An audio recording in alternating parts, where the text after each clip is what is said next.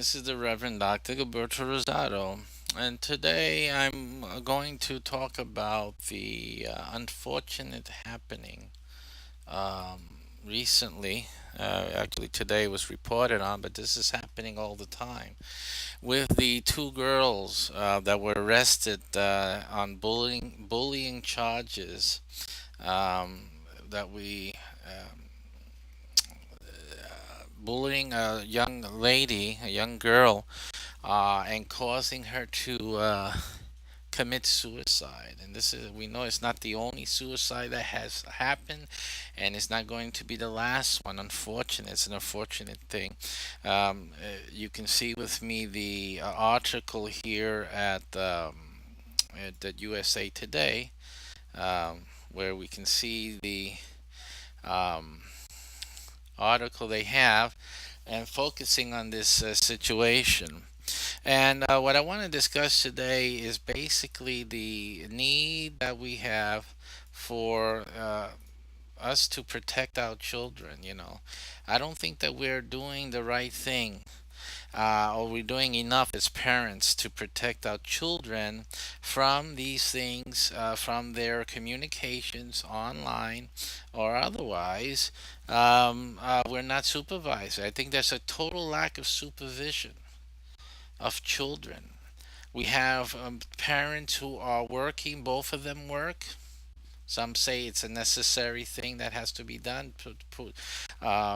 Total parentage are out working in the field, and the children are home alone.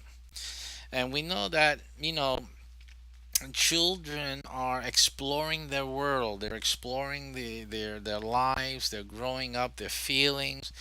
They're exploring the social world, its dynamics is quite enticing. Mixed with that, the gadgets, the computers and how we are connecting even to a father and father distances away, and different people, and the types of communication that we can have easily, and the things that we can share with amongst each other, that they can share with each other quite freely.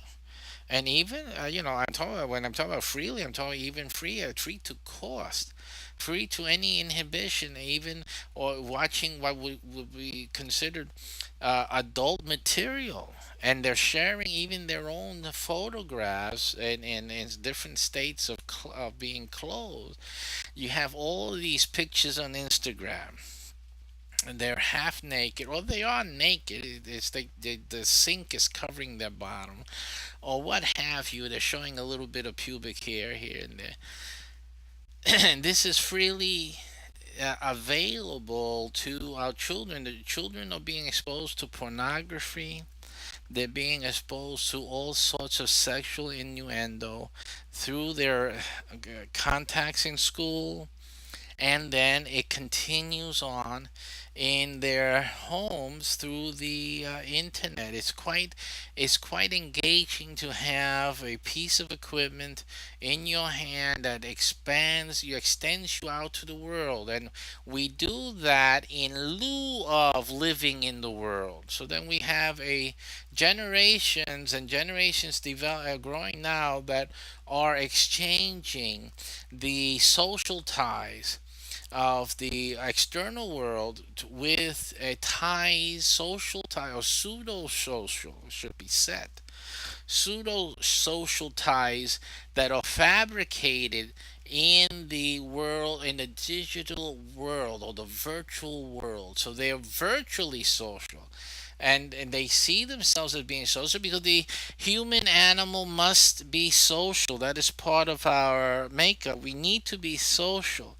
But those who are afraid, and I use the word afraid knowing what I'm saying, those who are afraid of dealing with life and with socializing in the real world and confronting real life, retreat to the safety of their computer world, of their digital world. Their connectivity to life is through their gadgets, and it's a virtual connectivity. They're living virtually. And quite interestingly, they can live virtually to a greater degree, which is the enticement of it. It's to a greater degree than they can in real life. In real life, does not afford them the availability of the stimulation that they get from the virtual engagement. But this can be a very dangerous thing, especially the younger child who does not know the difference between the virtual and the real, and cannot discern motivations and intentions. It does not realize, and there are adults that don't realize that the person on the other end may not be indeed the person they portray online. These create dangers. This automatically puts the person as a victim, because if the other person is someone with more knowledge, pretending to be someone of peer to them, then obviously the power of manipulation, the opportunities to manipulate and to engage in abusive behavior, it becomes quite real. It becomes quite real, and it's quite dangerous, that perspective and that perspective. So this is what needs to be engaged and in our dialogue and our social dialogue, what needs to be engaged in our lives today. And we need to help these children. So parents need to control what the children have and access the virtual world with.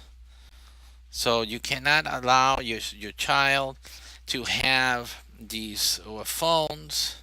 Oh, because they need a phone, because if something happens, we grew up without phone. I went to school all the way through college without a phone. And I had to go through some rough places to go to school. I had no phone. I made it. There were girls walking the way I was walking to get to school too. They made it. Some parents act like rape ended with the phone. It has not ended. There's still robbery, muggings. That has not ended because people carry around phones. So this is a silly argument. All you're doing is endangering your children. All you've done is given the destroyer and the enemy of your children more access to them. That's all you did.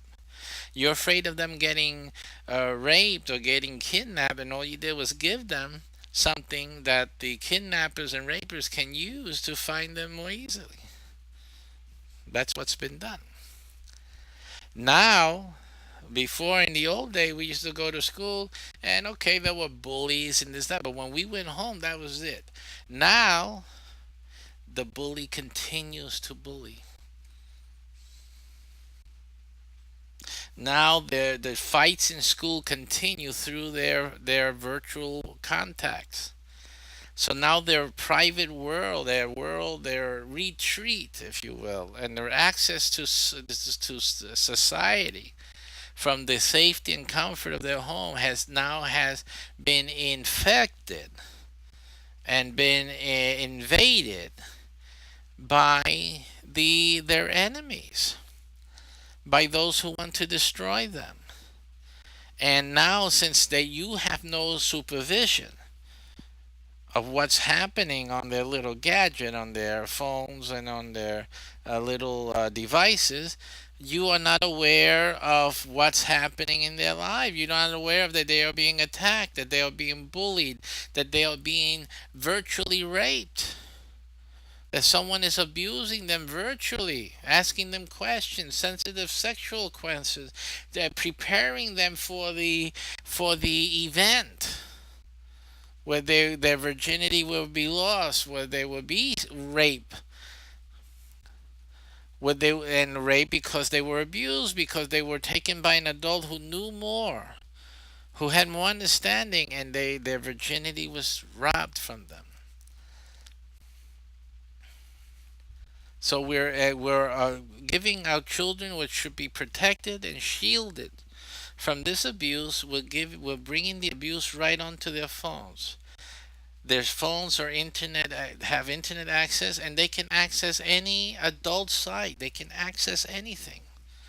They can access nudity, sex, any type of sex, anything, freely, for free, online. Absolutely. And that's what you're giving to the, here, have all. It's like, hey, listen, when I was a young teenager, you would have gave me all the Playboy, the subscription to Playboy, and all those other nasty magazines that were out there. That's what you're doing. That's what you're doing now. That's what we're giving to these kids. Your mothers and fathers giving to their kids when they give them this machine,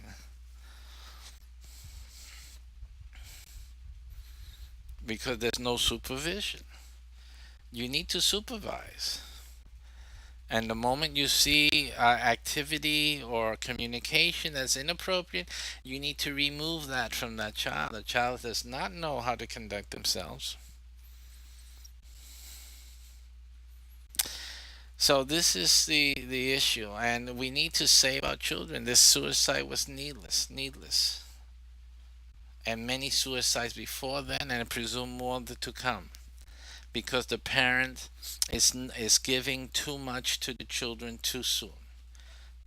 You're giving too much to the child too soon, and there's no instruction on how to deal with those things. If anyone needs help with their child or needs understanding, we do, as a parent, we do provide courses, by the way, to help you with your children, to help you be a better and more well prepared parent. So I ask you to communicate with our ministry so that we can help you deal with the child, and help you to better understand and know what's going on, and how to prevent something like this from impacting your family, your immediate family, and those around you. I think it's just time for parents really to get a little more intelligent about what they're doing with the kids, and not be so giving, where the child's life, their life, and their sexual integrity are being risked,